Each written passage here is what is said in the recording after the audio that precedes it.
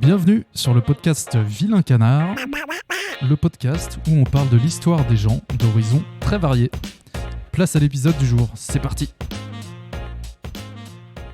Alors, bienvenue à tous les Vilains Canards. Aujourd'hui, j'ai une personne très spéciale pour moi sur le podcast parce que déjà, je la connais personnellement un petit peu.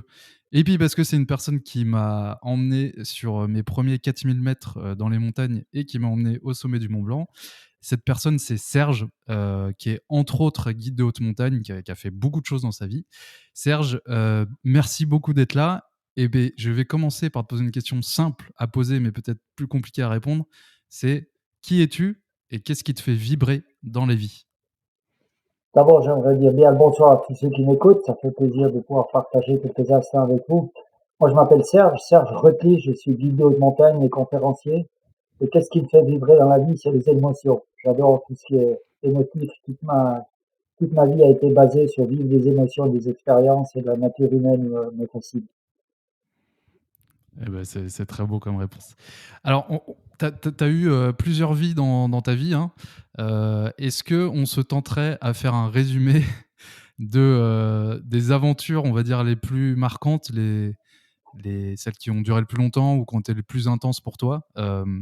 Je pense notamment à tout ce que tu as fait qui est lié à l'alpinisme, mais tu as aussi fait plein d'autres choses. Tu as couru. Est-ce que tu peux nous parler un petit peu de tout ça? Oui, alors j'ai la chance d'avoir bientôt 68 ans. Je suis toujours guide de haute montagne à plein temps 12 mois sur 12, ce qui est un sacré challenge. Mais j'ai Mhm. surtout ce privilège d'avoir, comme je vous le disais avant, toute ma vie basé ma qualité de vie sur le prix de la liberté, donc sur les émotions, sur les expériences, sur des voyages, sur des challenges, sur des défis. Et on peut caricaturer, comme on dit souvent, j'ai plusieurs vies en une.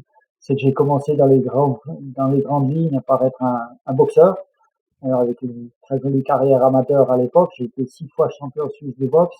J'ai été sélectionné aux Jeux Olympiques de Montréal en 1976. J'ai fait 84 combats de boxe, donc ça a quand même marqué ma vie ça m'a permis de passer de l'adolescence à l'âge adulte entre 15 ans et 27 ans.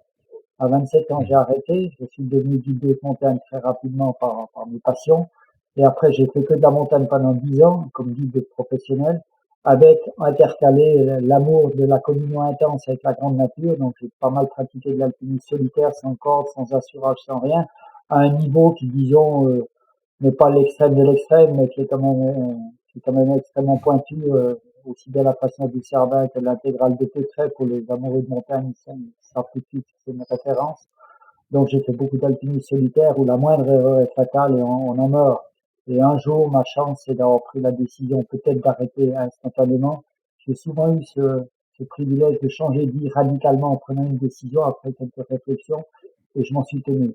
Donc la boxe a été une période marquante, le métier de guide après pendant 10 ans aussi. Et après, j'ai mis ma vie en parenthèse pour faire les plus grandes aventures qui m'ont rendu quelque peu populaire et devenu conférencier. Je n'ai fait que 3 voyages en course à pied. J'ai couru de Gibraltar, Espagne, jusqu'au Cap Nord, au nord de la Norvège, 12 pays d'Europe, 10 400 km de course à pied. Ensuite, la plus longue route du monde inscrite sur le livre des records, et sauf erreur, j'étais le premier sans jamais m'y être intéressé pour autant.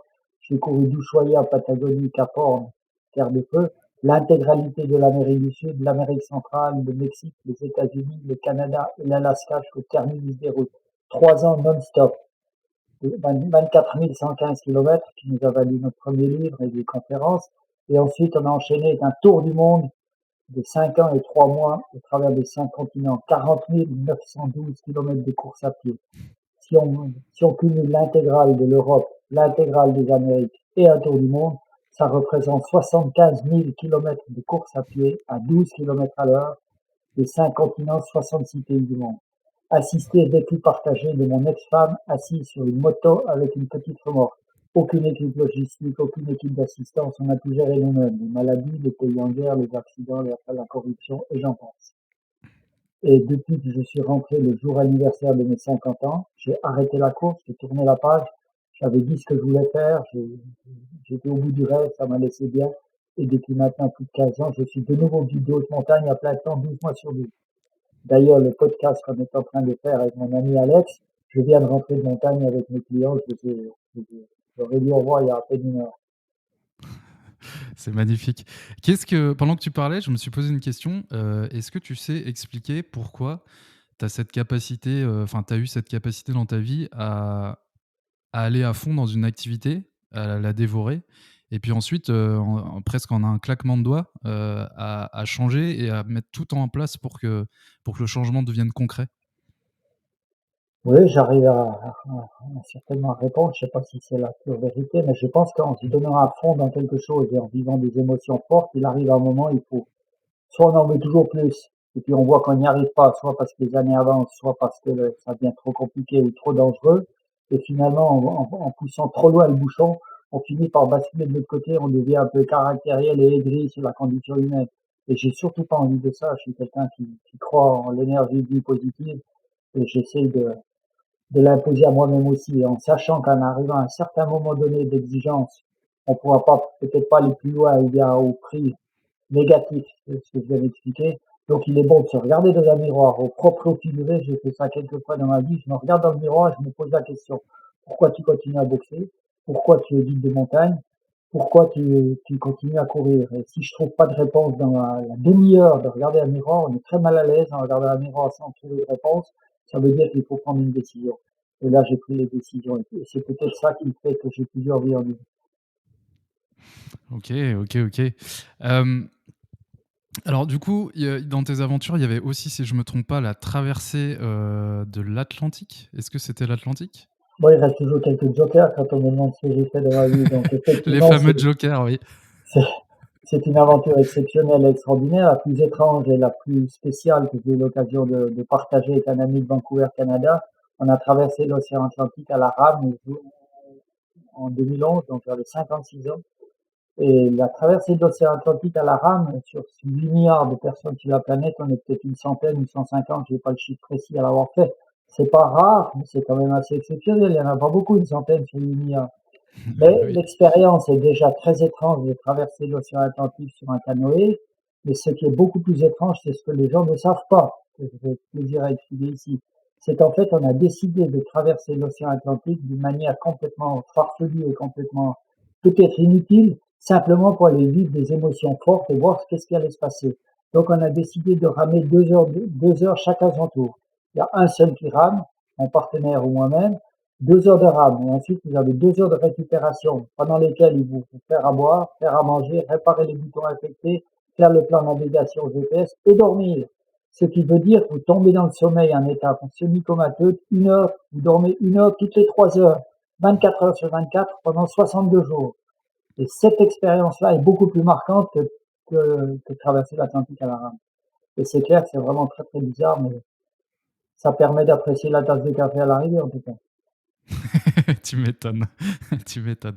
Bon, donc bon, bah, on voit bien que tu es un aventurier, hein. Clairement, moi, ça va peut-être te gêner que je dise ça, mais je te considère un peu comme des Sylvain Tesson, des Alexandre Poussin, voilà, de cette trempe-là. C'est Hem, très gentil, ça ne me gêne pas du tout. Ce qui est assez intéressant de voir, quand tu cites Alexandre Poussin, d'abord je le connais bien, c'est un ami à moi, on s'est rencontrés en Afrique du Sud. C'est lui qui m'a permis de OK. traverser Paris avec son vélo et puis quand moi je courais à Paris. Sylvain Tesson, c'est une excellente plume, mais ce que j'aime bien, c'est cette comparaison avec des gens qui sont très célèbres. Et en fait, la différence peut-être entre certains aventuriers célèbres ou d'autres comme moi, illustrement inconnus quasiment, c'est uniquement l'argent. L'argent fait connaître l'argent fait beaucoup plus connaître un aventurier que la valeur de son aventure. Et puis la plupart de ces gens célèbres, ou même Mike Horn, qui est aussi un de mes bons potes, ou Bertrand Piccard, qui a fait le tour du monde en ballon et avec Solar Impulse, l'avion, c'est des gens très très médiatiques, et qui restent dans le courant médiatique. Ils sont parfaitement dans le coup de notre société du 21e siècle.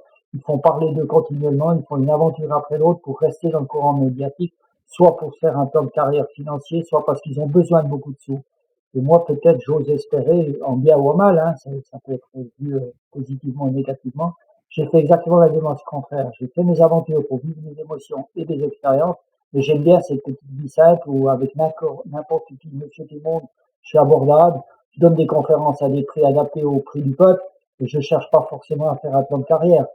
Par contre, le côté négatif, c'est que je possède absolument rien, ni maison, ni héritage, ni rien.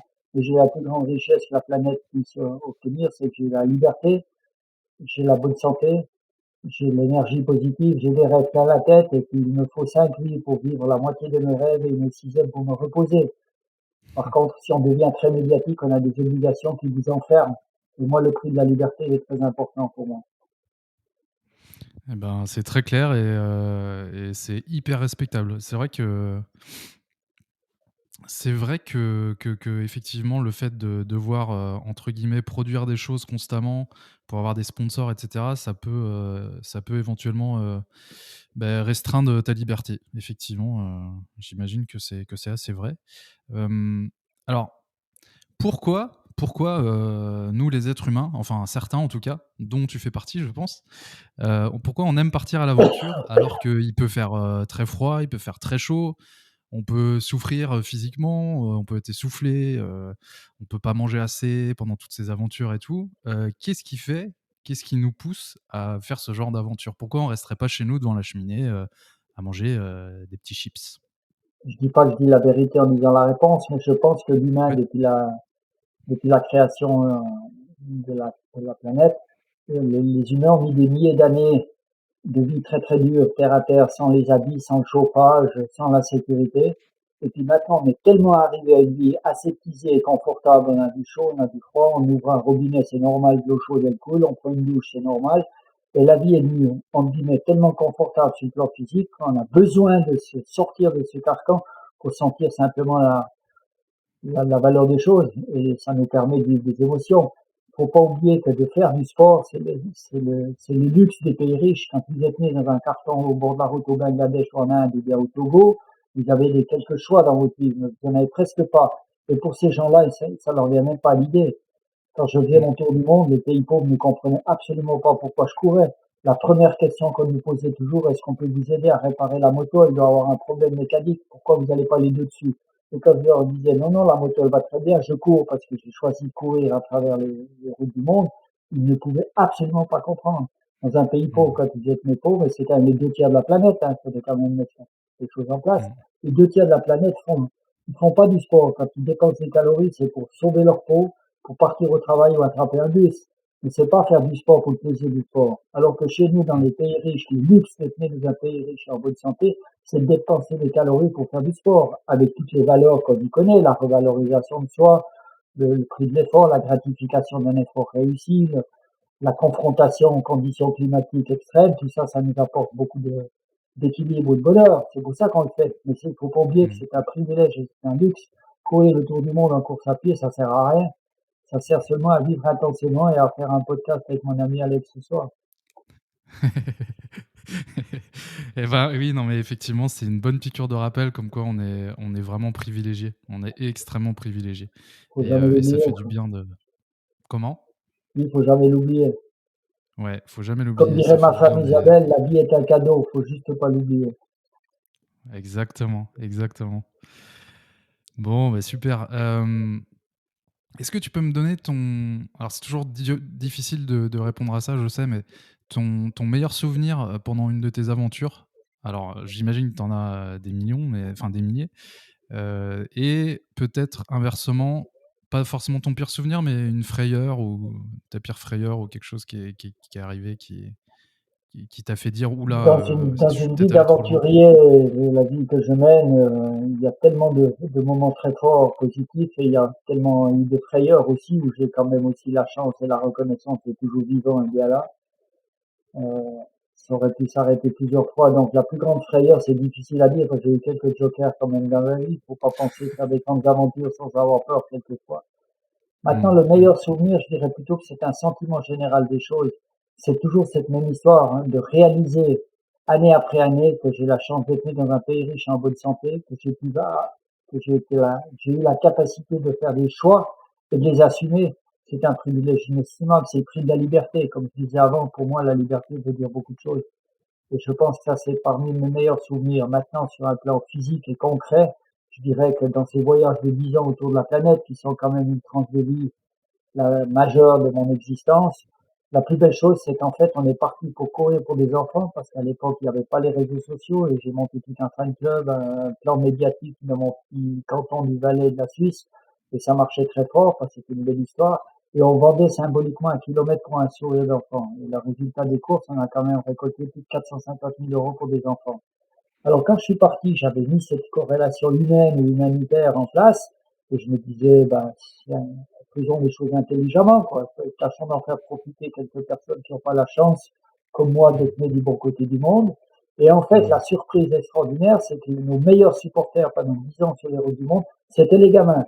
Quand vous voyez une femme, une moto, une remorque avec des vieux bagages, puis un petit en short qui court, les gamins, ils sont curieux, ils se posent pas tellement de questions, ils n'ont pas la méfiance des adultes ou le respect des adultes.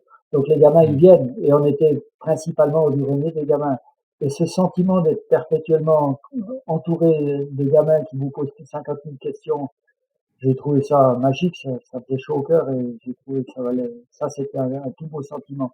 C'est plutôt un sentiment général qui m'habite. Après, des petites expériences extraordinaires, il y en a eu des centaines. Maintenant, si je vous Mmh. réponds d'une manière de conférencier que je suis, parce que j'ai donné, avec le film du Tour du Monde, j'ai donné plus de 800 conférences. Et quand on me demande quel a été le meilleur souvenir de vos voyages autour de la planète, c'est toujours ma femme, l'ami. Bah, au moins c'est très clair comme réponse. Ça voulait surtout dire qu'on était un bon team sur la route. Que vous étiez un? Ça voulait surtout dire qu'on était un bon team sur la route, parce qu'on parle Ah toujours du oui, coureur à pied, mais il faut pas oublier oui. qu'une femme sur une moto 4 à 8 heures par jour à 12 km/h, c'est d'ailleurs le seul record du monde qu'on aurait à inscrire au Guinness Book si ça nous intéressait. C'est le tour du monde en moto le plus lent de la planète. Ah ouais, quelle aventure, c'est fou. Hem, alors justement, je voulais te poser une question, c'est, est-ce que tu arrives à t'accommoder de la vie «banale» entre guillemets de tous les jours? Ou est-ce que, d'une certaine façon, ça peut, c'est pas t'ennuyer, mais manquer d'intensité par rapport, bah, aux toutes les aventures que tu as vécues et que tu vis encore en montagne? Comment ça se passe pour toi ça? Très honnêtement, j'ai un peu la chance de vivre très fort l'instant présent et je lâche rien, quoi. Donc, je laisse jamais passer une opportunité de vivre une émotion, une expérience. Et j'ai surtout cette chance d'être guide de haute montagne. Le métier de guide de haute montagne, je l'ai choisi par passion et par amour de la nature et du risque que ça peut comporter aussi. J'ai noué des amitiés solides dans les montagnes et quand je suis rentré de 10 ans de bourlingue en course à pied sur les 5 continents, je me suis aperçu que grâce à ce métier de guide, qui n'est quand même pas un métier tout à fait conventionnel et monotone, ça m'a permis de réintégrer ce qu'on pourrait appeler dire une vie normale avec assez de facilité. Ce qui Mmh. parfois m'arrive, c'est que j'ai un peu de nostalgie de ces grandes aventures où on se perd sur le reste du monde, mais c'est pas trop fort. Et là, actuellement, il y a OK. 16 ans que je vis avec Isabelle, c'est une femme extraordinaire avec qui on peut rêver les yeux grands ouverts, où on a beaucoup de tolérance les uns les autres. Elle me laisse ma plage de liberté comme je laisse la sienne, et c'est peut-être pour ça que c'est assez facile de Mmh. vivre dans tous les jours ici, quoi. Je suis très bien ici. Je suis pas parti pour chercher quelque chose d'autre parce que je m'ennuyais ou je m'emmerdais chez moi. Je suis parti pour aller découvrir le monde et vivre des choses intenses. Je suis pas parti parce que c'était pas bien chez moi. Mmh. Donc ça Oui, va. c'était pas une fuite, c'était pour, croquer la Voilà. vie à pleines dents. C'est Et ouais, exactement ça. avec Isabelle, c'est vrai que si on parle de couple, c'est génial de vous voir. Enfin, moi, je vous connais pas ensemble très, très bien, je vous ai vu un petit peu, mais c'est génial. Et effectivement, vous semblez avoir beaucoup de respect l'un envers l'autre et aussi dans le sens où vous vous laissez, faire les choses. Est-ce que tu peux m'en parler un peu de ça? Parce que, bah, ça peut intéresser, je pense, des auditeurs. Bon, là, on dérive sur un autre sujet qui est le couple, Ouais. mais ça peut être intéressant d'avoir ton point de vue.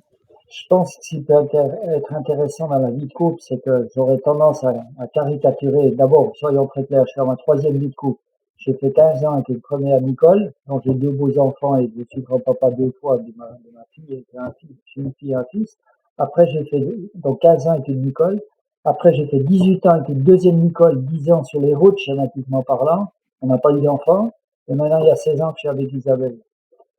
Donc, ce que j'aurais tendance à dire, c'est qu'on a tous été élevés judéo-chrétiens et que le rêve absolu et suprême, on se rencontre sur les bancs d'école à l'adolescence, on se fiancie à 20 ans, on se marie à 22 ou 25, on a deux beaux enfants, on a construit une belle maison ensemble, et puis à 80 ans, on est sur un banc d'un jardin public en tenant un bouquet de fleurs et en se tenant par la main.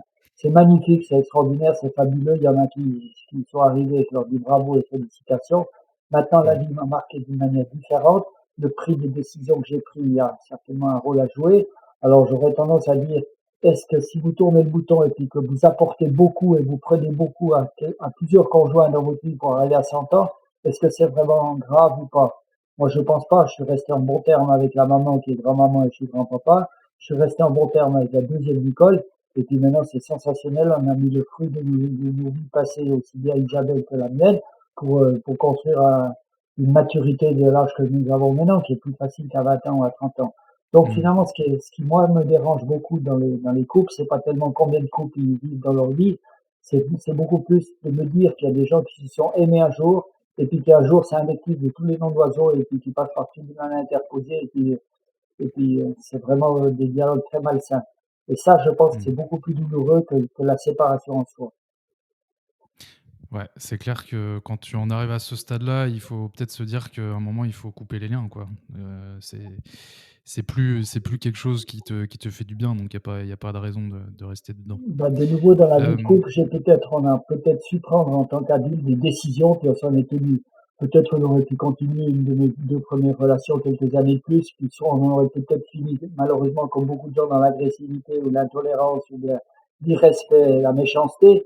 Et avant d'aller mmh, droit dans le mur, on a regardé le miroir et puis on s'est dit, bon, on reprend chacun sa liberté. Et je crois que c'est une très bonne chose. OK, parfait. Hem, bon, écoute, Serge, on va parler de l'alpinisme. J'ai des auditeurs un peu de tous les backgrounds, donc j'ai pas forcément Hein. des alpinistes, hein, j'ai un peu de tout. Et alors, je vais te poser une question très simple. L'alpinisme, c'est quoi? L'alpinisme, c'est la confrontation aux éléments naturels et c'est le dernier espace de liberté qu'on a, en tout cas en Suisse ou en France, pour parler des deux pays que je fréquente le plus. J'allais dire, la montagne, c'est encore un des derniers endroits qui n'est pas complètement légiféré avec des droits, des barrières, des interdits, des tabous et des trucs. En montagne, vous devez prendre certaines décisions et vous devez les assumer. Ça peut aussi être contraignant parce que si vous prenez la fausse décision, vous pouvez mourir. Mais j'aime ce Mmh. côté liberté qu'apporte la grande nature qu'on a dans les montagnes. Et puis mon amour de la montagne vient de mes parents. Ma maman faisait déjà de la montagne et a amené mon frère, j'ai un frère qui a 3 ans de plus, a amené l'amour de la montagne par ma maman, et j'ai l'amour de la forêt, des petites bêtes, des petits animaux et de la rivière de mon papa. Donc je suis un pur produit de papa-maman. Ah, c'est magnifique. Moi, c'est mon père aussi qui m'avait enfin, mon père et ma mère, mais qui nous emmenaient dans les Pyrénées, marcher.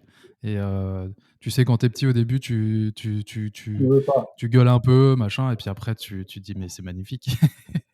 Alors juste pour la Donc petite effectivement. histoire, il paraît que jusqu'à 5 ans, je me roulais par terre quand il fallait marcher plus que 100 mètres. Et je poussais des cris, je voulais pas marcher. Je me suis un peu rattrapé depuis. Ah, oui, pour ceux qui connaissent pas Serge, il s'est très, très, très, très bien rattrapé.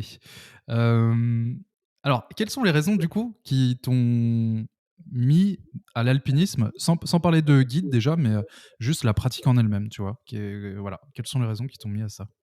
Ben, comme je dis, l'amour de ma maman qui nous emmenait dans les refuges. Moi, mes premiers refuges de montagne, je devais avoir 6 ou 7 ans avec mes parents. Et puis après, avec mon frère qui avait 3 ans de plus, évidemment, il était plus costaud que moi. Donc c'était lui un peu mon guide, si on peut dire, à l'adolescence. Donc on a pas Mmh. mal pratiqué ensemble, puis on a mordu l'hameçon de la jouissance que peut apporter l'escalade ou la montagne, et on crapahutait dans les montagnes un petit peu comme on aurait bien aimé des chamois, on n'en était pas tout à fait, mais enfin ça fait un peu penser à ça. On a fait beaucoup de pratiques dans des terrains qui n'intéressent plus personne au jour d'aujourd'hui, c'est-à-dire la montagne en guillemets facile avec des cailloux branlants, des tracés glaciers, des moraines et tout. Et on a acquis une certaine expérience de ça qui m'est extrêmement profitable dans le métier de guide, où je rencontre souvent des clients qui très vite techniquement deviennent très bons en crampon ou en escalade, mais qui n'ont pas ce Mmh. sens inné de la confrontation à la grande nature, où il faut peut-être anticiper l'orage qui va venir, ou bien anticiper les Mmh. compétences qui sont, on croit que c'est un terrain facile, et puis la moitié des accidents se passent dans des terrains faciles, quoi. Donc on a un peu Mmh. échappé à ça parce qu'on a beaucoup pratiqué dans des terrains qui, même au jour d'aujourd'hui, n'intéressent plus beaucoup de monde. On est devenus des bons alpinistes peut-être grâce à ça, quoi. Ouais, vous aviez une fondation, solide, vous avez pas «sauté les étapes» entre guillemets, OK, Voilà, et OK. puis quand je me suis inscrit au cours d'aspirant guide, enfin le probatoire en France, enfin au cours de guide, ça prend 4 à 5 ans d'examen. Je rappelle quand même que c'est un métier extrêmement exigeant, où on a responsabilité de vie et de mort sur les gens. Je dis toujours à mes clients, si je vous dis d'aller à droite, les gens ils iront tous à droite, ils feront confiance au guide. Merci beaucoup pour la Mmh. confiance qu'on nous porte. Mais en tant que guide, parfois dire il faut aller à droite, il faut aller à gauche, ça veut dire vous allez du côté de la vie ou peut-être vous allez mourir, et moi avec. Donc c'est un Mmh. métier à haute responsabilité où il y a quand même 70% d'échecs dans les examens. C'est pour ça que tous les guides, on se la pète un petit peu, on est très fiers, mais on a mérité notre médaille, et puis on essaie d'assumer. Ouais, non, mais vraiment, j'avais regardé par simple curiosité les les critères pour, rentrer, rien que pour faire les études d'aspirant guide, enfin de guide Mmh. et déjà je sais plus combien de courses il fallait avoir fait en un temps donné, enfin c'était vraiment hallucinant. Juste pour Ouais. rentrer, hein. Donc effectivement, vous pouvez vous la péter. Il y a Moi, j'ai eu c'est un petit peu un chemin de facilité parce que j'étais depuis tout petit dans les montagnes. On a fait beaucoup de courses qui intéressaient personne, mais où on a pratiqué la montagne dans le sens général. Et je sortais du mmh. milieu de compétition de la boxe où je m'entraînais 7 jours sur 7. J'étais la moitié de l'année en Ah temps oui. d'entraînement les 5 dernières années. Donc, j'avais une condition physique au top. Et puis, quand j'ai Mmh. décidé d'arrêter la boxe, j'ai pensé montagne 24 heures sur 24. J'ai fait ça pendant 2, 3 ans et j'ai rattrapé tout le retard technique que je pouvais avoir. J'avais le fond Mmh. du montagnard, de l'intuition de la nature. Il manquait juste la technique, mais la technique, ça s'apprend assez rapidement. Ouais, ouais, t'avais le la caisse comme on dit dans le milieu, le cardio et puis t'avais le mental déjà bien forgé à mon avis. C'est probable. Hem, ouais. Du coup, bah, alors, tu t'en as déjà un petit peu parlé, mais de façon globale, qu'est-ce qui te plaît dans cette pratique de l'alpinisme? Et puis, à ton avis, qu'est-ce que ça peut apporter à un individu qui s'y met, sans forcément vouloir, faire les plus hauts sommets du monde, mais juste faire des sorties, d'alpinisme dans la montagne? Qu'est-ce que ça peut apporter à ton avis? Je pense que la motivation première d'un guide qui veut devenir guide et puis qui veut travailler du métier, c'est surtout avoir le plaisir de transmettre l'amour de la montagne à des gens. Parce que si on s'imagine, je suis guide, il y a beaucoup de jeunes entre 20 et 30 ans qui disent c'est super, je vais devenir guide, comme ça je vais pouvoir faire de la montagne et je vais gagner des sous. Alors c'est pas tout faux, un métier de guide, ça se paye, c'est cher un guide.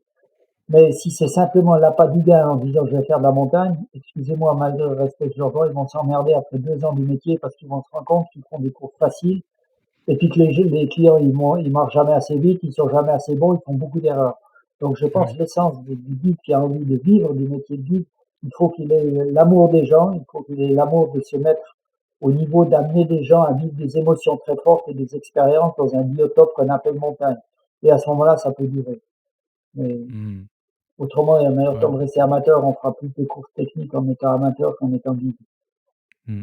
C'est vrai que vous avez un sacré boulot. Moi, j'ai fait 2 sorties avec toi et puis une récemment dans les Pyrénées avec un autre guide, qui te connaissait d'ailleurs et mais vous avez un sacré boulot parce que comme tu l'as dit, vous avez vraiment le la sécurité des gens, voire la vie entre, vos mains et en même temps, vous êtes, enfin moi de ce que j'ai vu, vous êtes super sympa, vous êtes, vraiment dans l'échange humain et en plus, vous êtes hyper patient, hyper pédagogue parce que, bah, nous, en tant que non professionnels, on fait plein d'erreurs, plein de choses qui sont pas bien, quoi et vous arrivez à mêler ces 3 aspects, à chaque sortie donc franchement, bravo, bravo, bravo.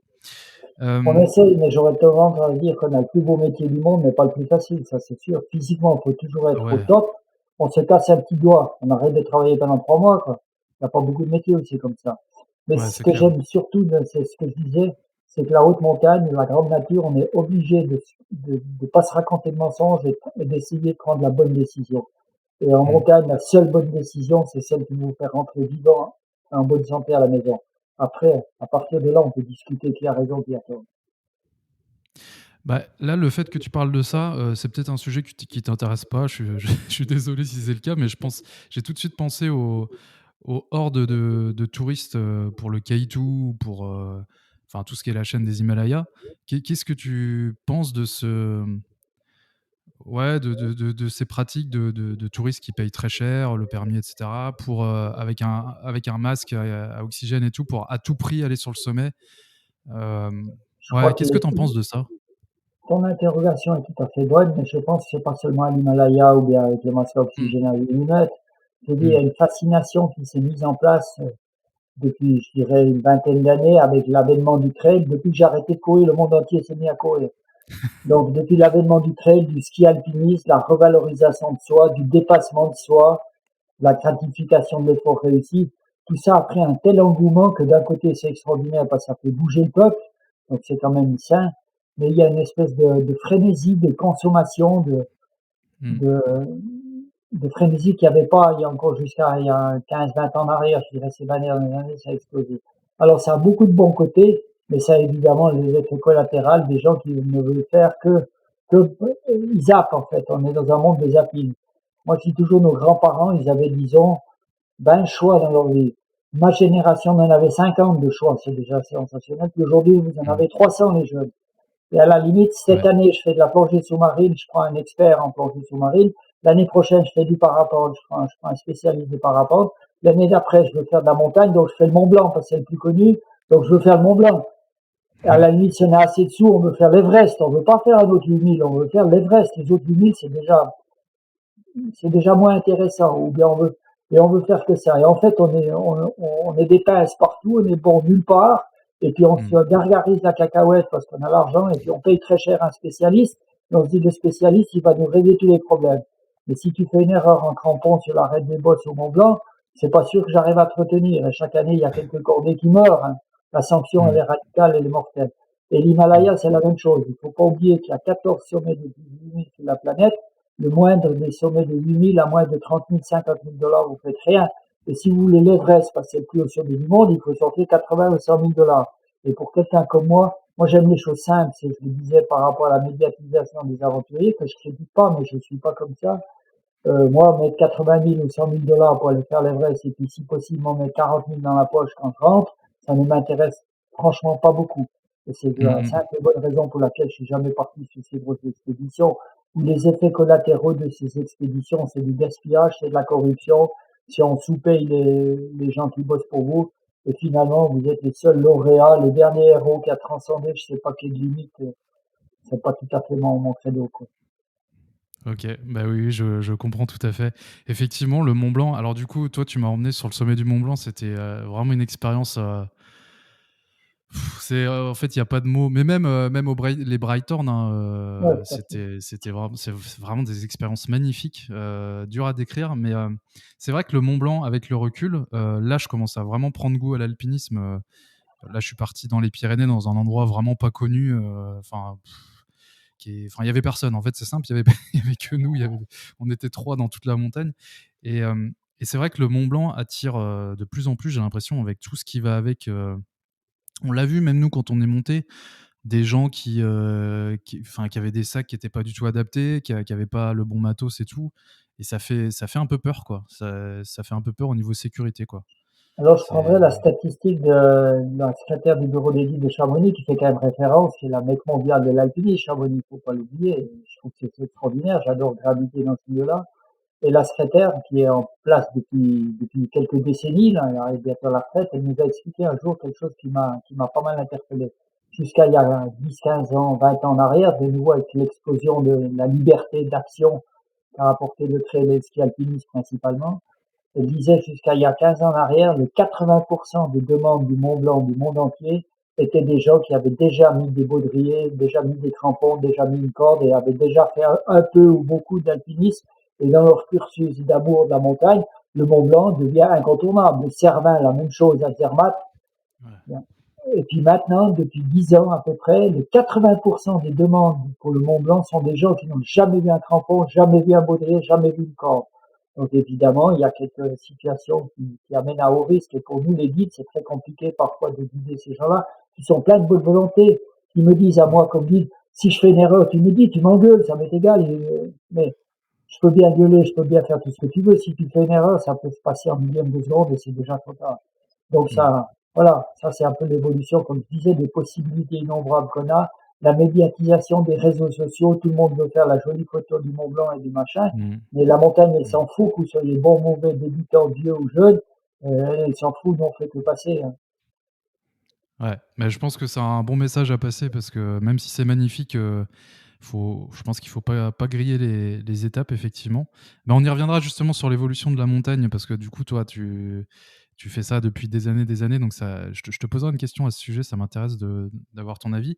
Mais, j'avais envie de te demander, un petit peu comme tout à l'heure, mais, pour l'alpinisme, est-ce que en fait, tu vas me répondre la même chose, je pense.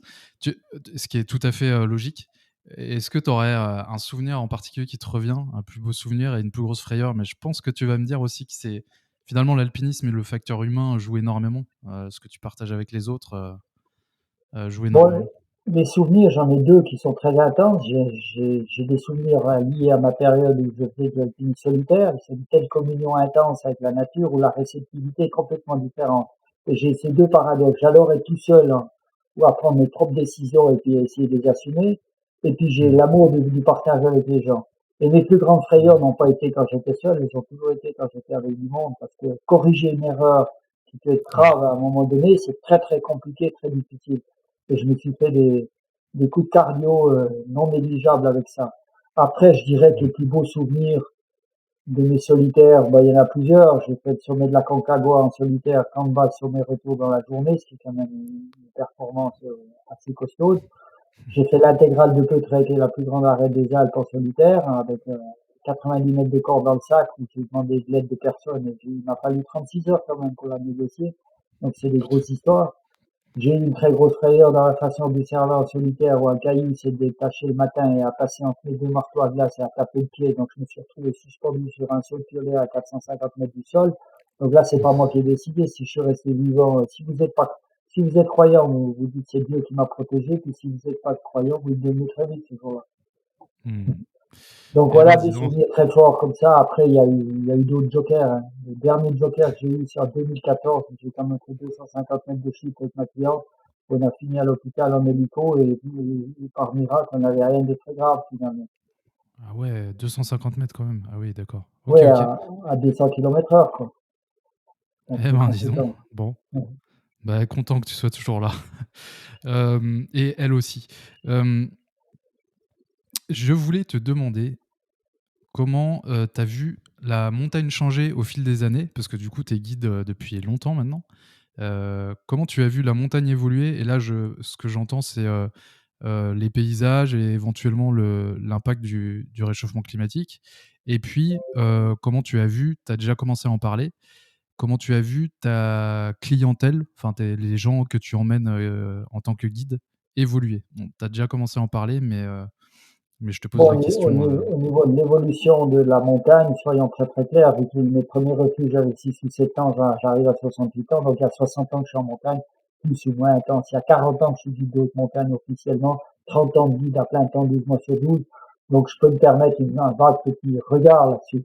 Et soyons extrêmement clairs par rapport au réchauffement climatique, on entend énormément de choses, et il est vrai que entre mes jeunes années et aujourd'hui, l'évolution et la transformation de nos Alpes, si les 50 prochaines années évoluent aussi rapidement que les 50 ans que j'ai vécu moi, il restera plus que de la neige au sommet du Mont Blanc et du Mont Rose.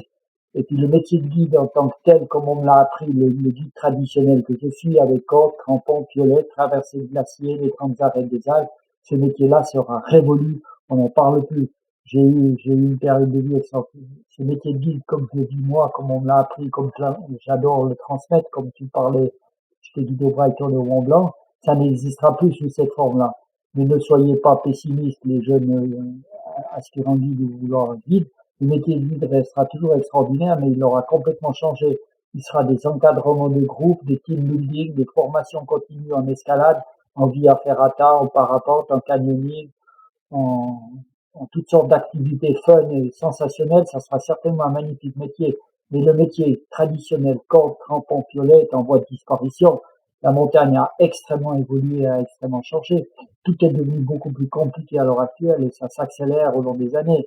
Et je sais pas moi qui le dis, je crois que n'importe quel alpiniste professionnel de surcroît, mais même un amateur, se rend compte que le même endroit où il est allé il y a 10 ans, qu'il y retourne aujourd'hui, il reconnaît presque pas, quoi. Mmh. Oui, complètement, complètement, complètement. J'ai une question qui m'était venue, mais je l'ai oubliée, ça reviendra. Hem, du coup, alors moi j'ai vu un truc quand même, quand on faisait le Mont Blanc. Bon, le Mont Blanc, il y a beaucoup de monde, hein.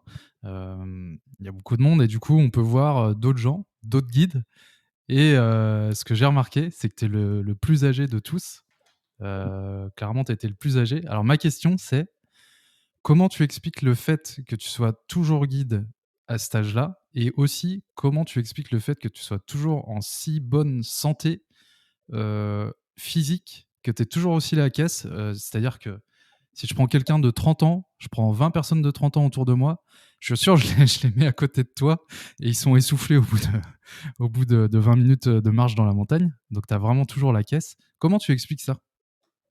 Je crois que j'explique ça maintenant. Les gens ils m'écoutent quand je tiens certaines théories sur le sport. Et je me rappelle que quand je sortais du milieu de la boxe, je dois beaucoup à mon entraîneur. Mon entraîneur, ça a été quelqu'un qui m'a j'idolâtre personne, j'encense vraiment personne. Et j'ai du respect de beaucoup de gens qui ont su m'apporter quelque chose. Et mon entraîneur de boxe m'a appris, il m'a pas appris à gagner, il m'a appris à ne pas faire des erreurs. Et je pense que je sors de ce produit où j'ai cette immense chance et enfin, c'est peut-être pas de la chance, c'est plutôt j'ai construit mon avenir sur une bonne base.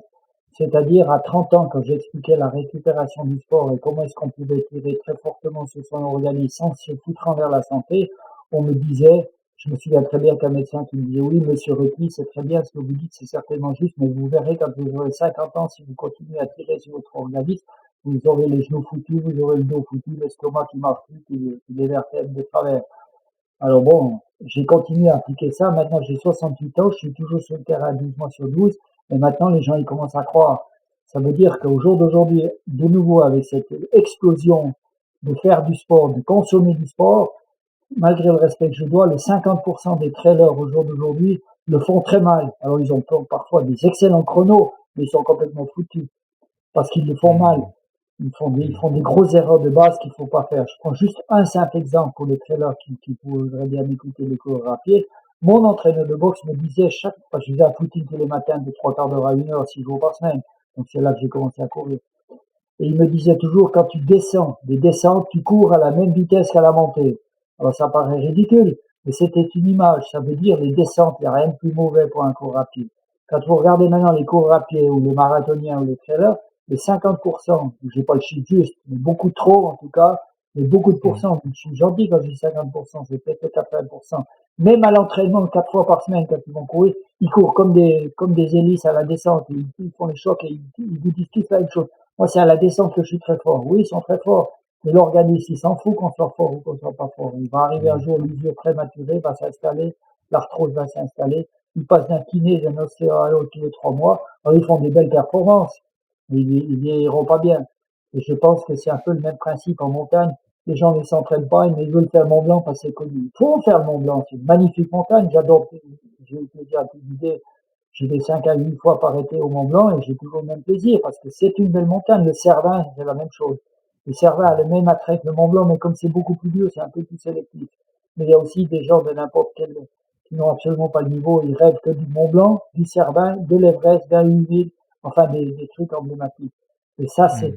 ça, c'est peut-être le petit mauvais côté de l'évolution. Inversement, c'est sensationnel que des centaines de milliers de gens se sont mis à faire du sport, mais essayez de le faire intelligemment.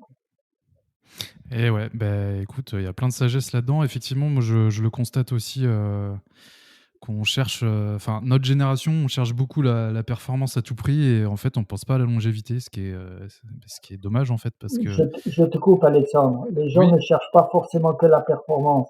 Mais qu'on le veuille ou non, tout le monde dit, moi, je suis pas atteint par la publicité. Et c'est tout des conneries. Depuis que je mmh, travaille, moi, je me rends compte que les gens achètent, quand je leur propose comme guide, que ce qui est connu. Donc, le Mont Blanc, le Cervin, Chamonix-Zermatt, parce que Chamonix et Zermatt, c'est connu, Vernier en ski hors-piste. Sitôt que vous leur parlez d'une magnifique course qui culmine à 3 600 mètres, donc c'est pas un 4 000, mmh, 3 600 mètres dans un coin inconnu qui est juste magnifique et extraordinaire où on vivra quelque chose d'authentique, ça mord pas à l'hameçon, j'ai aucun client.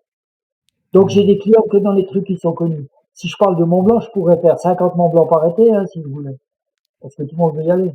Et ça, ce ouais. côté-là, c'est pas toujours extraordinaire, mais bon, ça fait partie de l'évolution. À moi à faire rêver d'autres montagnes, quoi. Ouais, non, mais c'est un beau message et moi, je me reconnais tout à fait là-dedans. Tu vois, j'avais commencé avec toi à faire, des quêtes en fait, j'avais fait des 3000 tout seul dans les Pyrénées, puis je voulais plus. Alors j'ai dit: «Bah, je vais faire un 4000, voilà, tout simplement, 1000 de plus». Donc c'est là qu'on s'est rencontrés pour faire les Brighton, occidentales et orientales, en Suisse et ensuite je me suis dit: «Bah, il y a quoi au-dessus de 4000?» Tu vois?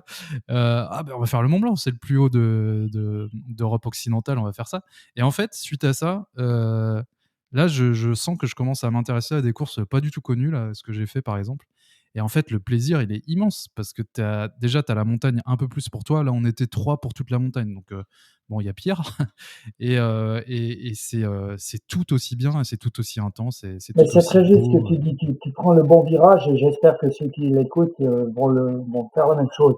Il faut mmh, savoir que, comme je dis, on a tellement de choix. Alors, profitez de faire plusieurs activités, mais donnez-vous la peine d'apprendre un petit peu plus, puis d'aller un petit peu plus loin que de faire seulement une fois quelque chose dans votre vie. et vous verrez qu'il y a une satisfaction extraordinaire à maîtriser un petit peu quelque chose et non pas seulement à faire du zapping. Ouais, non, mais complètement. Je pense qu'on est, quand je dis on, c'est ma génération, on est vachement dans, comme tu l'as dit, hein, on est vachement dans la consommation des choses et on creuse pas assez les sujets. Ce qui est dommage parce que c'est là où, en fait, où toute la richesse des choses se dévoile, c'est quand tu commences à Mais creuser ça a les choses. aussi un très bon côté, c'est que tous les jeunes qui ne feraient absolument pas de la montagne à 30 ans en arrière, voilà, maintenant ils zappent, ils font une fois de la montagne, et le guide que je suis qui adore transmettre, je me rends compte le nombre de fois des jeunes entre 25 ans et 35 ans, je dirais, qui vont faire le Mont Blanc ou autre chose, qui font apprendre 4000 ou comme toi exactement, et en fait Mm. j'arrive à leur transmettre le plaisir de se dire, oh putain, j'ai envie de continuer, ça me plaît. Et le Ouais. nombre de téléphones que j'ai de gens qui ont fait une fois le Mont Blanc, cet exemple-là, qui me téléphone pour simplement faire autre chose, faire partager de la vie en nature et vivre des bons moments de partage en laissant tomber un peu le chronomètre et puis si la montre n'est pas connectée, tout le monde s'en fout, quoi. Ouais, complètement. Ouais, ouais, t'es une porte vers, c'est une porte vers d'autres choses moins connues et tout aussi bien, ouais, effectivement. Je voulais te poser une question, purement physique. Est-ce que, parce que du coup, moi, je suis sportif et puis avec mes invités, souvent, c'est lié plus ou moins avec, l'activité physique et tu en as parlé un peu, mais le sujet des blessures, en fait. Est-ce que, enfin, comment tu des blessures, des douleurs, je vais te donner un exemple. Dans les sports de combat, on s'écoute rarement. Souvent, quand on a mal à quelque part, on va pas s'écouter, on va dire: «Ah, c'est bon, ça va passer, il y a pas de problème, machin». Toi, là, c'est vraiment, toi, comment tu fais? Comment tu gères tout ça? Les différentes blessures que tu as pu avoir au cours de ta carrière de guide ou même d'aventurier, en fait, tout simplement. Comment tu as géré tout ça? Ben, je dirais, je reprends de nouveau l'exemple avant, pourquoi est-ce que je suis toujours encore en bonne santé pour l'âge que j'ai, ou bien une certaine idée de performance, j'ai plus la performance que j'avais à 30 ans, même pas à 50 ans, je sens très bien que ça évolue, mais je l'accepte avec une certaine sagesse, j'ai eu la chance de faire tellement de choses que ce que je fais pas, ben tant pis, quoi. Donc, je dirais qu'il y a quand même, en parlant un petit peu plus sportif, technique, il y a trois critères auxquels je n'ai jamais dérogé toute ma vie. Je dors beaucoup. Au jour d'aujourd'hui, de dormir 8 à 9 heures par nuit sur l'ensemble de l'année. Quand je dis ça, ça veut dire que si une nuit tu fais du blanche, tout le monde s'en fout, et puis moi aussi, mon organisme aussi. Mais l'idée générale d'un esprit sain dans un corps sain, je dors 8 à 9 heures par nuit. C'est le médicament le moins cher pour récupérer, pour ton organisme dit merci, et c'est un des plus luxueux au jour d'aujourd'hui. Les gens des villes, principalement, ils dorment 5 heures, 6 heures par nuit, puis ils vous disent ça suffit. Mais au bout de 30 ans, ça suffit pas, surtout pas si on fait du sport. Donc, beaucoup dormir, beaucoup boire. Moi, je viens d'un pays viticole, ils sont tous d'accord quand je leur dis ça. Bon, ça, c'est une connerie. Donc, ça veut dire beaucoup boire et beaucoup pisser. Alors, bon, ça a l'inconvénient qu'il faut souvent aller aux toilettes, mais moi, je bois beaucoup. Quand je dis je bois beaucoup, en montagne, je bois beaucoup avant de partir et je bois beaucoup après. Et pendant la course, Oui, je peux faire 10 heures avec 2 décis, hein. Après, j'ai soif, c'est oui, sûr. Mais ça, dans l'ensemble de j'ai appris l'année, ça de toi, ouais. dans l'ensemble de Ouais. l'année, je bois beaucoup. Donc, je dors beaucoup, je bois beaucoup et je suis un inconditionnel de l'assouplissement du stretching. Donc, tous les jours de ma vie, c'est intégré à ma vie. Tous les matins, je me réveille un peu comme un chat. De temps en temps, je loupe un jour ou deux, on s'en fout de nouveau. Mais l'idée générale, c'est tous les matins, je fais 5 à 10 minutes d'assouplissement, stretching, tranquille. Je discute avec Isabelle, on prépare le thé, le café pendant ça. On prend le temps. Je préfère de loin Mmh. mettre le réveil un quart d'heure plus vite pour avoir le temps de faire ça que de ne pas le faire. Et mon entraîneur Mmh. de boxe, encore une fois, me disait, là je parle pour les coureurs à pied, la plupart des gens calculent, j'ai fait tant de kilomètres cette semaine, et puis j'ai brûlé tant de calories, et puis j'ai tant de pulsations, et blablabla, blablabla. C'est très bien tout ça. Mais il me disait toujours, si t'as pas le temps de faire tes 10 kilomètres de footing, c'est mieux de faire que 8 kilomètres et de faire 5 minutes de mise en train et 10 minutes de récupération après.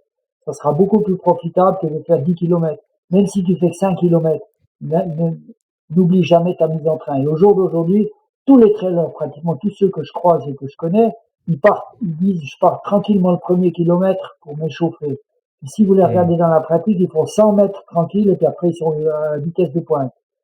Et puis, ils oublient Mmh. la récupération. Beaucoup dormir, beaucoup boire et faire beaucoup d'assouplissement. Pour moi, ça a été très bénéfique. Et ben, c'est très clair et c'est hyper intéressant et c'est vrai qu'on est pressé, hein. Quand tu parles des trailers, faut que tout arrive, trop vite, tout de suite, que tout soit rapide, quoi. Les Bah, résultats, les quand on entend les trailers au jour d'aujourd'hui, je cours à tant de kilomètres, j'ai fait tant de kilomètres cette semaine, et puis je me suis inscrit dans 3 semaines à un marathon, et puis c'est trop tentant parce qu'il y a le copain d'à côté qui va faire un ultra à l'automne. J'ai jamais fait plus de 50 kilomètres, mais je m'inscris à l'ultra, puis j'arriverai bien à finir parce que tout se passe dans la tête. Alors ils finiront Mmh. peut-être leur compétition, mais à quel prix? Après, il leur faut Mmh. 3 mois ou 6 mois pour récupérer. Et ça, l'organisme, il n'aime pas trop, quoi. Une ou deux fois dans sa vie, ça va bien, mais il faut pas le faire trop souvent. Si vous voulez rester en bonne santé quand les années vont avancer. Quand on a Mmh. 30 ans, on entend souvent des gens qui me disent, moi, je m'en fous, je préfère vivre intensément, tant pis si je vis plus court. Moi, maintenant, j'ai 68 ans, je trouve toujours la vie tout aussi belle et ça me dérangerait pas d'avoir quelques années de plus. Allez, ouais, bah, ça, c'est dit et c'est très clair. Et ça fait du bien, hein, d'entendre, de ces petites, perles de sagesse. Ça peut paraître évident, mais en fait, je pense que ça l'est plus du tout, en fait. Donc ça fait vraiment du bien d'entendre ça. Est-ce que, tu as d'autres, routines ou je sais pas comment appeler ça, des pratiques, qui contribuent, tu penses à ta santé? Tu en as déjà cité 3. Est-ce qu'il y en a d'autres ou est-ce que c'est les 3 un petit peu piliers pour toi, Bon, à écouter l'interview, on peut penser que j'ai une vie ascétique et puis que je fais attention à tout, mais à la limite, je suis complètement anarchique et je suis complètement libre, je fais attention à pas grand-chose, quoi. J'ai une diététique à faire peur, à faire pâlir la moitié de la planète. Je mange tout, n'importe quoi, n'importe où, n'importe comment. Ce qui est important, c'est de manger le plus varié possible et puis de manger suffisamment par rapport aux calories qu'on dépense. Voilà, Mmh. ça c'est ma diététique, juste pour mettre l'église au milieu du village. Je suis pas parfait, je suis pas un maître à penser, je suis pas forcément un bon exemple. Ça me correspond bien à moi, mais je suis pas non plus au niveau olympique, hein. Je cherche pas les performances, je cherche juste Tu à es être pas mal. au-dessus de la moyenne des gens de mon âge. Et ça suffit à mon bonheur. Oui, je pense que tu es bien, bien, bien, bien au-dessus. Pour ceux qui connaissent pas Merci, Serge, merci. je peux vous dire non, bah, là, c'est pour le coup, c'est sûr, hein. Non, mais c'est cool de voir ça parce que, tu vois, avec l'avènement du fitness et tout, aujourd'hui, on est vraiment dans le truc, il faut tout faire bien, il faut que tout soit parfait, machin. Et moi, j'aime beaucoup les personnalités comme toi, un petit peu à l'ancienne, où, des mecs en fait qui se dépensent mais à fond et du coup derrière, bah, en fait, c'est pas grave si tout est pas parfait, quoi. Tu peux profiter de la vie et ça va bien, quoi. Tu as On tellement, reprend, on dépensé. reprend, on prend de nouveau deux sports bien différents, l'escalade ou bien la course à pied. Je dirais qu'intégrer un plan diététique et d'être extrêmement rigoriste et tout pour les gens qui sont candidats à une médaille olympique ou bien candidats à faire un marathon en moins de 2h20, je dirais, dans l'élite Oui, mondiale, je pense que c'est extrêmement important. J'ai pas dit que l'hygiène de vie et la diététique étaient extrémistes, mais ça touche le 1% des sportifs. Quand vous regardez les trailers qui s'astreignent à des horaires incroyables et des plans d'entraînement et des plans diététiques à faire chier toute la famille parce que jeudi soir il y a des amis et puis ils veulent pas rester là parce qu'ils doivent à tout prix boucler leurs 130 kilomètres d'entraînement hebdomadaire. En fait, ils font chier tout le monde, ils passent d'une blessure à l'autre, et puis finalement, ils sont 345e au temps scratch, au lieu d'être, au lieu d'être 500e. ouais. Excusez-moi, malgré le respect que je leur dois, je leur dis bravo, mais franchement, ça sert à rien de se pourrir la vie pour finir 300e au lieu de millième. Alors, c'est très important pour soi-même, son ego, là, on est flatté. Mais Mmh. 300e, on n'est quand même pas candidat aux médailles. Donc, mettez le plaisir avant le reste, quoi. Ça sera beaucoup Voilà. plus important, quitte à finir 400e au lieu de 300e. Maintenant, si vous êtes dans les 20 meilleurs, je pense que là, ça vaut la peine. Mais si vous êtes dans les 20 meilleurs, vous êtes pris en charge par des fédérations et vous êtes dans des camps d'entraînement. Ouais, bah, c'est très clair comme message et je suis, 300 d'accord, le plaisir avant tout. Faut pas oublier pourquoi on fait ça, quoi. C'est à la base, c'est vraiment pour le plaisir. Je C'est prends pas un pour petit s'infliger, exemple, je te coupe là, t'entends, même encore à l'âge où j'ai ce qu'on appelle, on se tire un peu la bourre, hein. Je prends les bâtons, je me fais un calibre. Et puis je pars comme si j'avais un chronomètre, mais j'ai pas de montre, j'ai rien du tout, mais je vais au maximum de mes compétences du moment. Et je prends un mmh, exemple, tout à coup je vois un chamois qui passe, je m'arrête et puis je le regarde pendant 30 secondes ou bien même 5 minutes. Puis je repars comme si j'avais un chronomètre. En fait, ça sert à rien du tout. C'est juste pour mmh, pousser le moulin, pour rester en bonne forme. Et ce ouais. plaisir de le faire sans avoir la montre omniprésente et puis de me dire, j'ai fait 10 secondes de mieux que la semaine passée, mais c'est extraordinaire, ça permet de garder le plaisir de la vie. Et le plaisir de la vie, c'est beaucoup plus important que le chronomètre, hein. Ouais, mais je suis tellement d'accord. C'est vachement à la mode aujourd'hui, tous ces trucs, tu sais, pour donner des statistiques sur ton pouls au repos, sur combien t'as fait de kilomètres, combien t'as fait de machin, combien t'as fait de trucs. Mais comment ils faisaient en fait les gens avant? Ils étaient en forme hein, et ils avaient pas tout ça. Bah maintenant, il y a une Effectivement. terminologie où on dit toujours sortir de sa zone de confort et repousser ses limites. C'est quelque chose qui me fait un peu sourire parce que j'ai fait que ça toute ma vie. Mais à l'époque, il y a encore 30 ans en arrière, on ne disait pas je dépasse mes limites, tout se passe dans la tête, je sors de ma zone de confort. On disait, j'ai envie de chier, j'ai mal aux pieds, j'ai eu froid. Ça voulait dire exactement la même chose, on n'a rien inventé. Génial. OK, OK, OK, c'est super. Hem, OK, bah, super intéressant. Voilà, je voulais parler un petit peu avec toi de tous les aspects santé et tout, donc c'est fait, c'était très chouette. J'ai des petites, questions que j'aime bien faire pour, un petit peu dresser le portrait, de mon invité. Alors c'est des questions très simples, pas prises de tête, enfin j'espère pas, tu me diras. Hem, Si je te vois prendre un piolet et taper dans la webcam, c'est que les questions sont nulles. Hem, qu'est-ce qui te met en joie au quotidien?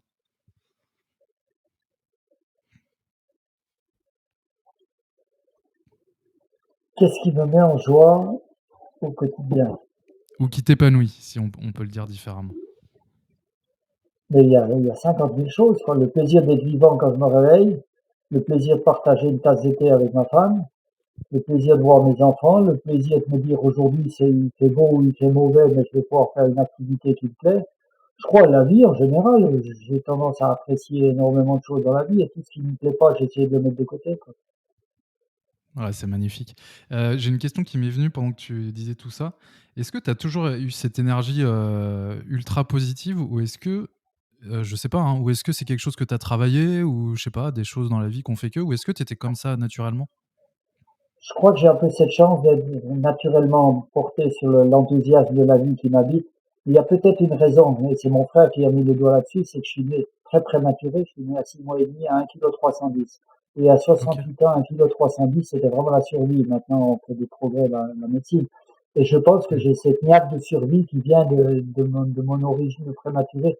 J'ai dû me battre à mon insu parce que j'étais nouveau-né, mais j'ai dû me battre pour rester vivant. Et peut-être que j'ai toujours un peu l'impression que la vie est une lutte perpétuelle. Et ça ne me dérange pas du tout que ça soit une lutte perpétuelle. J'essaie simplement de gagner la vie. Et puis j'ai eu la chance d'assez souvent, plutôt du côté gagnant que perdant. Mais peut-être ça vient un Ouais. peu de là, cette niaque. Et puis l'amour de la vie, souvent je me pose la question de voir un petit oiseau qui passe, ou bien d'avoir un bon repas à partager avec un ami, ou bien de voir la figure épanouie de quelqu'un qui a été au-delà du raisonnable pour réussir à aller au sommet du Mont Blanc, passer un gros effort. Moi, ça me nourrit aussi. C'est ce que je disais aux jeunes alpinistes qui veulent devenir guides. Il faut avoir cette soif de transmettre et de ressentir la réceptivité des émotions. Parce qu'autrement, si c'était de la mécanique et des degrés techniques, il faut pas devenir guide. Mmh, ouais, c'est magnifique. En fait, ce que j'adore avec toi, c'est que tu as vécu des aventures vraiment de fou, enfin de voilà, d'aventurier quoi et tu sais toujours apprécier les choses simples et ça, c'est magnifique. Hem Est-ce que tu as des croyances que notre société actuelle pourrait appeler irrationnelles? Par exemple, je sais pas, hein, est-ce que tu croirais, au destin, au pouvoir de l'attraction, est-ce que, je sais pas moi, est-ce que tu as une Je me religion? masturbe Est-ce pas trop le que cerveau pour poser ce genre de questions, quoi. donc là Non, pas vraiment, non. OK. Non, j'aime bien Moi, poser j'aime cette les, question parce que des fois je suis étonné de la réponse. non, j'ai pas trop d'état d'âme, j'avance comme ça, la vie est belle, j'ouvre la fenêtre le matin, je respire un bon coup d'oxygène, et puis je me dis, la vie est belle, tâchons de vivre. La chose, je crois, c'est qu'on peut s'appliquer à essayer de vivre l'instant présent. Et quand on regarde Mmh. les milliers d'exemples d'instant présent qui sont magnifiques pour toi, pour moi, pour l'humanité entière, ben, ça permet d'avancer. Parce qu'on peut Mmh. aussi tomber de l'autre côté. Quand on regarde la radio, la télévision, les journaux, quand on voit tout ce qui se passe, l'intolérance, la justice, les catastrophes du monde et la fin du monde programmée, du réchauffement climatique et tout ça, quand on regarde tout ça, on devient aigri sur la condition humaine. Alors Mmh. peut-être qu'il faut s'attacher à des toutes petites choses, puis se dire la chance que j'ai d'ouvrir un robinet dans de l'eau, et puis j'ai un appartement qui est chaud. Alors il y a plein de difficultés derrière tout ça, je ne les efface pas. Mais savoir vivre l'instant présent des bonnes petites choses. Et en cumulant toutes ces bonnes Mmh. petites choses avec un esprit ouvert sur ces petites choses, ben, ça permet de bien vivre. Et moi, ça me suffit à mon bonheur. J'arrête de me poser la question, quoi. Magnifique et c'est vrai qu'on prend pour acquis, toutes ces choses, hein, le robinet avec, l'eau, voire l'eau chaude, toutes ces choses-là, on les prend comme acquis et d'ailleurs, quand on part faire de l'alpinisme et qu'on dort, dans une cabane où il fait, 0 par exemple, à tout hasard, quand on revient et ben, on reprend la juste valeur de ces choses qu'on a malheureusement peut-être tendance à oublier au quotidien, ouais. Et Je suis j'aime bien aussi d'accord. dire ça parce qu'en conférence, le public me dit souvent, ouais, mais vous n'avez pas besoin de confort, vous avez vécu des années sous tente et tout, vous êtes capable de vous épanouir sans confort. Je lui dis, mais détrompez-vous, j'adore le luxe et le confort parce que je suis capable de m'en passer. Donc, comme je suis Mmh. capable de m'en passer, quand je reviens à la civilisation, moi, un hôtel 5 étoiles avec du luxe, j'adore ça, hein, mais peut-être parce que j'y suis pas souvent. Et je pense qu'il est Eh oui, c'est ça. important de se faire un peu mal pour remettre la valeur des choses en place. Et la montagne est un terrain idéal pour ça.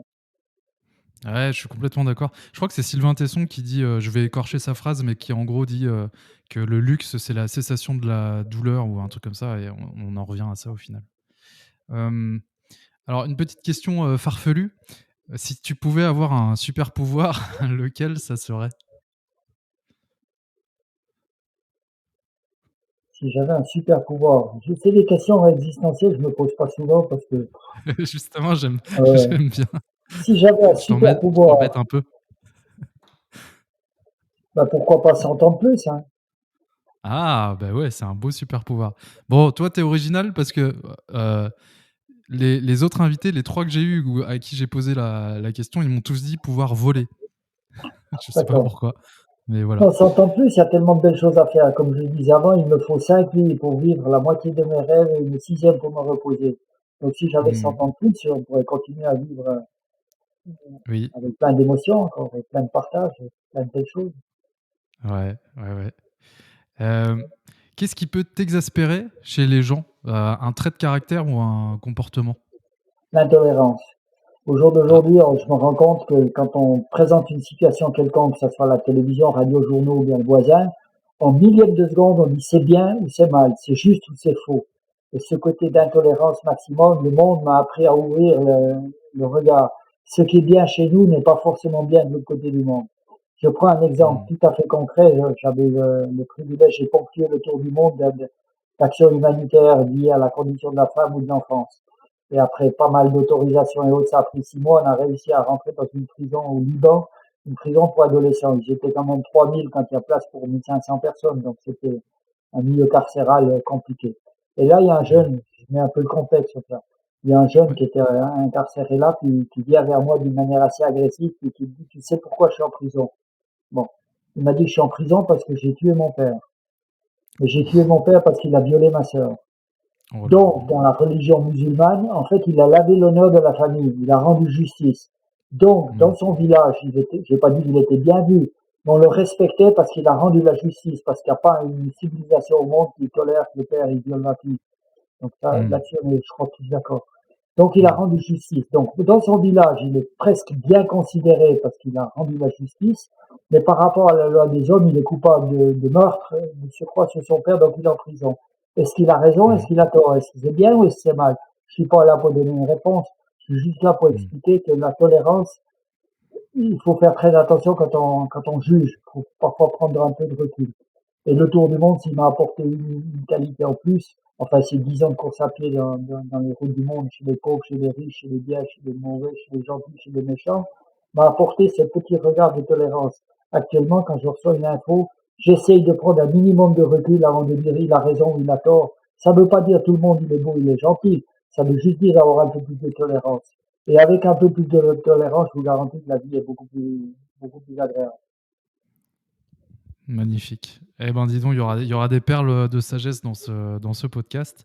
Hem, si tu pouvais remonter dans le temps, encore une question qui va te plaire, quelle époque tu choisirais et pourquoi? Quand je dis remonter dans le temps, c'est pas juste pour observer, c'est vraiment pour vivre à une époque, en en particulier. Oh, je pense l'époque des lacustres et des hommes des cavernes, c'est très fascinant. Je pense que ça aurait été bien. Le seul inconvénient majeur, c'est qu'à cette période de l'humanité, c'est que les gens mouraient en 30 et 40 ans, quoi. Donc il y a Mmh. longtemps que je serais mort. Mais je pense qu'il y avait quelque chose d'extraordinairement authentique de vivre dans une caverne à longueur d'année, quoi, avec une peau de bête et puis aller chasser l'auroch et puis le mammouth, quoi. Donc ça me fascine, quoi. Je sais pas si j'en aurais été capable, mais enfin, oui, je pense que cette période-là devait être une période assez extraordinaire. Ouais, c'est marrant parce que, du coup, moi, je m'étais posé la question, à force de poser la question aux gens, je me suis dit: «Mais moi, en fait, si on me posait la question, qu'est-ce que je répondrais?» Et en fait, moi, c'était ça. Et tu es le premier à me répondre ça. Bien sûr. Donc on va prendre des peaux de bêtes et on va aller fabriquer des piolets avec des os de mammouth. Ok, c'est chouette. Est-ce que tu as des projets à venir qui t'excitent je sais pas moi, enfin si, je sais parce que tu avais commencé à m'en parler, mais ça a peut-être changé. Est-ce que tu as des projets à venir je sais pas moi, d'aventure, de peu importe de quoi, hein, Oui, j'ai toujours plein d'idées, j'ai des idées parfois précises. J'ai cette chance-là d'avoir beaucoup de rêves et de temps en temps, j'arrête la vie, j'en prends un, puis je mets tout en place pour réussir à le faire. C'est comme ça que j'ai fait l'Atlantique, que j'ai fait pas mal de choses comme ça. Donc là, sur un plan physique et concret, j'arrive gentiment à 70. J'aimerais aller à 70 à la fin de l'été de mes 70 ans, comme guide de haute montagne à plein temps, 12 mois sur 12. Et c'est vrai qu'il n'y en a pas beaucoup qui travaillent Hmm. autant que moi, qui travaillent vraiment beaucoup. J'ai beaucoup de demandes, merci de la confiance que me portent les gens. Donc j'aimerais aller à 70 ans et d'arrêter par choix. Et non pas attendre que j'y sois obligé, parce que tôt ou tard, il va y avoir des problèmes. À 150 ans, je serai plus guide, hein, ni toi ni moi. Donc, Hmm. autant s'arrêter par choix de nouveau. On a discuté avec Isabelle assez longuement là-dessus, enfin assez longuement, ça se passe en quelques semaines. Et puis j'ai Hmm. décidé qu'à 70 ans, si j'arrive jusque-là, parce que tout peut s'arrêter demain, mais si j'arrive à 70, c'est pour réussir à ne pas accepter le nombre incalculable de bonnes relations que j'ai comme toi ou autre qui me téléphoneraient. Ouais bon, t'arrêtes, t'es en forme, tu veux pas faire encore ça avec moi. Et Hmm. j'aurais de la peine Hmm. à dire non, parce que j'ai un peu de la peine à dire non quand il y a des demandes Ouais. sympathiques. Donc je me suis mis une aventure tout à fait personnelle pour mes 71. Comme ça, je serai loin pendant 6 à 8 mois. Et puis quand je reviens, comme j'étais absent du territoire pendant presque une année, ben, quand je reviens, ça sera facile de travailler comme guide un peu pour de l'argent de poche ou si j'arrive encore, ou bien d'avoir complètement arrêté, ce qui est pas un problème. Hmm. J'arrive gentiment au bout de ce que j'ai fait en montagne. J'ai fait beaucoup, beaucoup de choses et ce que je ferai pas, ben, tant pis. Il faudra bien accepter d'arrêter un jour. Alors autant arriver à accepter par choix. Et pour mai 71, le plus grand sentier de randonnée du monde aux États-Unis, le Pacific Crest Trail, qui est assez connu dans les milieux de sentiers pédestres, ira très très bien à mon bonheur pour mai 71. Donc j'ai ça au programme et je fais tout pour y arriver. Donc espérons que ça voit le jour. Puis si je le fais pas, c'est pas grave. Et si je le fais, ça sera certainement un grand bonheur. 6-8 mois pour faire Hmm. 4260 km de marche à pied par des sentiers pédestres avec des dizaines de milliers de mètres de montée et de descente, ça me va très bien en autonomie complète et j'aimerais bien faire ça tout seul comme je le fais certaines fois les temps rêves. Donc c'est un rêve tout à fait concret qui est au bout en point de mire. Hmm. Ouais, c'est un super beau projet. Et puis voilà, hein, quelqu'un de 71 ans faire ça, encore une fois, c'est juste génial. Euh, J'ai une petite dernière question et puis après on verra si tu veux me dire d'autres choses. Mais là, c'est tout simplement en quoi le Serge d'aujourd'hui est différent du Serge d'hier. Et par hier, j'entends, ça peut être hier littéralement ou alors ça peut être hier en mois, en semaine, en année, peu importe ce qui te parle. Je crois que le Serge d'avant, de hier, du début, de la fin et autres, qui peut tout mélanger, ça a toujours été le même. J'ai un peu cette chance-là, tout s'est enchaîné d'une manière assez naturelle dans ma vie. Justement, j'ai pas zappé, j'ai pas, tout s'est Hmm. évolué. J'étais boxeur, j'ai appris à recevoir des coups, j'ai appris à gagner, j'ai appris à perdre, j'ai appris à courir, j'ai arrêté la boxe, j'ai continué à courir, je me suis mis à la montagne, j'en ai fait beaucoup au début, puis après comme professionnel. Et puis après, c'est enchaîné. Je me suis dit, j'ai des compétences de course à pied, j'ai envie de voyager le monde, j'ai envie de sentir les humains de la planète, les riches, les biens, les mauvais, de toute confession et de toute richesse dans le monde. Hmm. Comme j'avais la capacité de courir, il y avait une action humanitaire, parce que c'est pas normal de courir les routes du monde. Donc tout Hmm. ça s'est mis en place naturellement. L'Atlantique, c'est une proposition qui m'a été faite par mon partenaire de Vancouver. J'ai simplement en 10 secondes, j'ai dit yes, yes, yes, et puis voilà, 8 mois plus tard, on est parti. Enfin, le Serge d'avant ou de maintenant, c'est une suite logique de tout. Alors j'espère que j'ai un peu plus de tolérance maintenant, j'ai un peu plus de maturité, un peu moins de conditions physiques, mais tout ça évolue dans un... J'ai pas cassé le rythme, je veux dire, tout s'est mis en place d'une manière naturelle. C'est comme maintenant le Pacific Crossway, c'est une espèce de logique qui me paraît saine, quoi, qui me paraît une évolution, Hmm. c'est pas quelque chose de nouveau. J'ai encore Oui. d'autres rêves, hein, de faire une grande rivière en canoë pendant plusieurs mois. Je le ferai peut-être jamais, mais peut-être je le ferai. Et Ok. puis à 90 ans, j'irai faire le Saint-Jacques-de-Compostelle. Ouais. On a le Ouais, temps c'est d'amuser. magnifique. Ouais, c'est magnifique. Je crois Mais que ce que justement, j'ai tu envie, parles. c'est de vivre intensément sainement les choses jusqu'à mon dernier souffle. Et puis si la mort me rattrape en cours de route, ben, il faudra bien l'accepter, en fait. Mmh. C'est beau, c'est beau. Tu dit justement que tu as croisé plein d'humains de toutes, catégories sociales différentes, de voilà, des comme tu l'as dit, hein, des bons, des mauvais, des gentils, des un peu de tout. Qu'est-ce que tu as appris du coup sur la nature humaine avec, toutes ces rencontres? Et puis même en tant que guide, tu rencontres énormément de gens de backgrounds différents. Qu'est-ce que tu as appris sur la nature humaine, tout ça? Je définissais dans mes conférences sur le tour du monde, je définissais la richesse. Qu'est-ce que c'était pour moi la richesse? Et je dis la richesse, c'est d'avoir reçu un minimum d'amour les premières années de sa vie, avoir accès à l'éducation, l'instruction, la scolarisation et l'accès aux soins médicaux en cas nécessaire. S'il vous manque une de ces trois composantes, vous êtes condamné à survivre le restant de votre vie. Et je pense que c'est une espèce de philosophie que j'ai pu expérimenter tout au long de la vie. Et je Mmh. crois qu'une fois de plus, il faut jamais oublier qu'on a la chance de pouvoir faire des choix. Faire des choix, c'est d'avoir été à l'école. Moi, j'aimais pas l'école.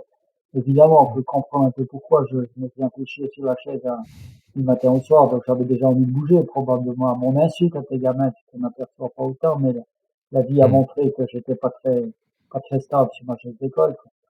Mais je me suis rendu compte et je l'ai vu 100 000 fois autour du monde. Si t'as pas appris à lire, si t'as pas appris à compter, bah, tu feras pas des choix dans ta vie. C'est les autres qui décideront pour toi. Puis en fait, c'est de la survie. T'as fait j'ai peut-être un peu dévié de la question de base, mais Non, non, non, pas du tout. Non, mais c'est encore une fois, c'est vraiment, une super piqûre de rappel comme quoi on est ultra privilégié et que on peut vraiment faire des choix, ce qui n'est pas le cas de tout le monde et c'est vraiment hyper important de s'en alors ce que souvenir. j'aimerais complémenter à dire ça veut pas dire que notre vie c'est la vie idéale et pas. Je dis Mmh. toujours qu'on soit né dans un pays riche ou qu'on soit né dans un pays pauvre, faut une fois pour toutes accepter que la vie elle est dure. Et dans nos pays Mmh. riches, on est en train de nous faire comprendre à longueur de ces 50 dernières années que la vie est facile parce qu'il y a une assurance, parce qu'il y a une barrière, parce qu'il y a un garde-fou et parce qu'on a du travail, parce que je sais pas tout quoi, parce qu'on a une belle voiture et une jolie maison. Non, c'est pas vrai.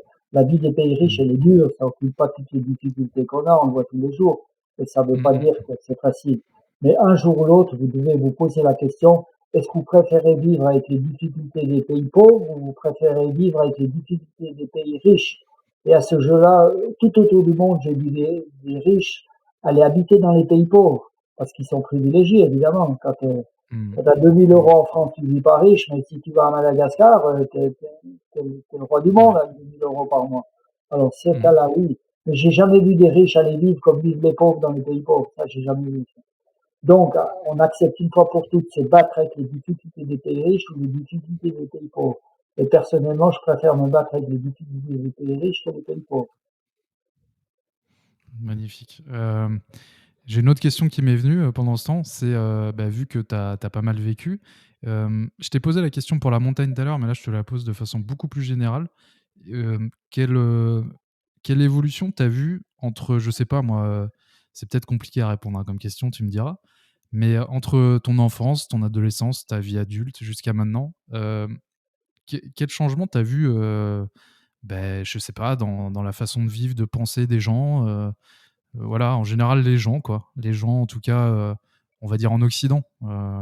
Est-ce que tu as vu quel changement tu as vu? Ben, comme je disais, on revient toujours un peu à la même histoire, le fait qu'on est de plus en plus aseptisé, de plus en plus riche quelque part, Mmh. on ouvre l'horizon à vivre beaucoup de plaisir ou d'émotions, mais seulement un peu superficiel. Et ce côté superficialisation, je sais pas si c'est une bonne évolution dans le genre humain. Alors ça permet de faire beaucoup de petits plaisirs épidermiques très différents, ce qui est sympa, c'est sûr, c'est super sympa. Mais on vit un peu moins intensément euh, l'instant Mmh. présent, peut-être on en oublie un petit peu ça, quoi. Je sais pas si je dis la vérité là, je dis à chaud ce qui me passe par la tête, quoi. Ouais, ouais. Le ressenti que Ouais, je mais peux c'est très avoir. bien. Je Ouais, pense c'est qu'on est très bien. devenu plus superficiel et moins intense, peut-être. Mmh. Oui, Les beh, gens, quand c'est on arrive en cabane de montagne maintenant, une course de 2 jours, par exemple, la moitié mmh. de enfin, beaucoup de clients me disent, est-ce qu'on pourrait pas partir seulement à midi parce qu'il y a que 3 heures pour monter au refuge, donc on y arrive avant l'heure du repas du soir. Je dis oui, et pourquoi on partirait pas à 9 heures le matin? On arrive à 2 heures l'après-midi, puis on a 3 heures à ne rien faire. Apprendre à Bah ne oui. rien faire, c'est un luxe au jour d'aujourd'hui. Mais le nombre de gens qui me disent on pourrait partir à midi, comme ça le matin, je peux encore passer au bureau, répondre des mails, je peux emmener mon fils au terrain de Mmh. foot, tout ça je comprends. Mais ça finit Mmh. par faire de la montagne un espèce de timing beaucoup trop serré. Et inversement, ce que je vois aussi l'évolution, c'est que même quand je pars le matin à 8h et des clients qui sont d'accord, à 14h l'après-midi, ils disent, mais qu'est-ce qu'on va faire? Le repas du soir, il est seulement à 18h30. Ils savent pas quoi faire. Apprendre à ne rien faire, c'est devenu un luxe au jour d'aujourd'hui. Et je trouve que qu'est-ce que ça fait du bien d'apprendre à ne rien faire parfois. Allez, une autre perle de sagesse. Je sais pas combien il y en a eu dans le podcast, mais il y en a eu plus que les doigts de la main, je crois, des 2 mains. Serge, est-ce qu'il y a quelque chose d'autre que voilà, que tu voudrais dire avant qu'on conclue ce magnifique podcast ou, est-ce que tu as dit tout ce que tu avais envie de dire? Oui, alors ça me ferait plaisir de finir ce podcast en terminant un petit peu ce que je fais dans mes conférences grand public. À l'époque, quand j'en donnais beaucoup, je dis toujours la dernière anecdote, je vais vous laisser une réflexion que j'ai eu l'occasion de vérifier. Quand je donne des conférences dans les écoles, parce que j'ai eu la chance en Suisse en tout cas de donner beaucoup de conférences dans les écoles avec les petits, entre 8 ans et 10 ans, je dirais, entre 7 ans et 12 ans, les gamins. Quand à la fin d'une conférence, je leur demandais qui c'est qui veut faire la même chose, eh ben, les trois quarts des petits gamins lèvent la main. Et on sait tous pourquoi, parce que les petits gamins, ils sont purs, ils sont innocents, ils sont insouciants, ils voient une jolie moto, des fleurs, des animaux, des sourires de gamins, puis des crocodiles, ils lèvent la main, Mmh. c'est trop cool, je veux faire la même chose. Et puis après, les années s'ajoutent aux années, et nos braves instituteurs, professeurs, conjoints, amants et autres nous apprennent à devenir plus ou moins ce qu'on appelle des adultes. Une fois qu'on est adulte, on regarde mon film, et puis on se dit, bah, c'est pas gagné d'avance, c'est quand même pas si facile. Donc on lève moins la main, ou peut-être on la lève plus du tout. Et ça aussi, je peux comprendre. Et bien, ce que j'aimerais juste laisser à la fin comme réflexion, parfois, au long de votre vie, chacun d'entre vous qui m'écoutez, sachez ne rester qu'un enfant émerveillé face à la beauté du monde. Merci beaucoup. Magnifique, une autre perle. Serge, merci beaucoup, ça m'a fait énormément plaisir de t'avoir sur le podcast. Tu es vraiment une personne que j'apprécie beaucoup, beaucoup. J'espère qu'on se reverra dans la montagne, je ne sais quand, mais peu importe quand, j'espère qu'on fera ça. Ne touche à rien, je vais couper l'enregistrement. Merci beaucoup, Serge. Merci Alex. Si vous avez bien aimé ce podcast et que vous voulez le soutenir, c'est hyper simple. Une note de 5 étoiles sur Apple Podcast ou Spotify. Et puis aussi, partager en fait à un ami ou une connaissance. C'est gratuit et ça me fait plaisir. Ciao!